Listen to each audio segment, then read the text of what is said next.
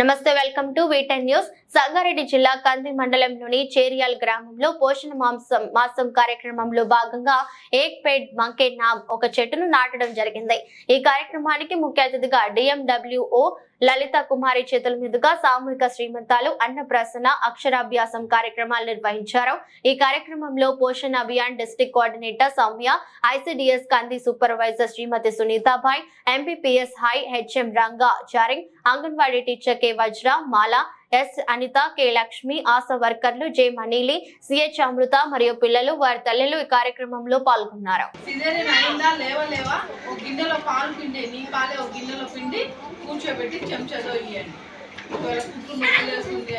కాకపోతే మీరు ఇచ్చేటప్పుడు మీ ఒళ్ళో ఏదైనా దిండులాగా పెట్టుకుని దాని మీద బేబీని పెట్టి అప్పుడు అంత మనకు కూడా స్టమక్కి అంత బాధ అనేది ఏర్పడదు.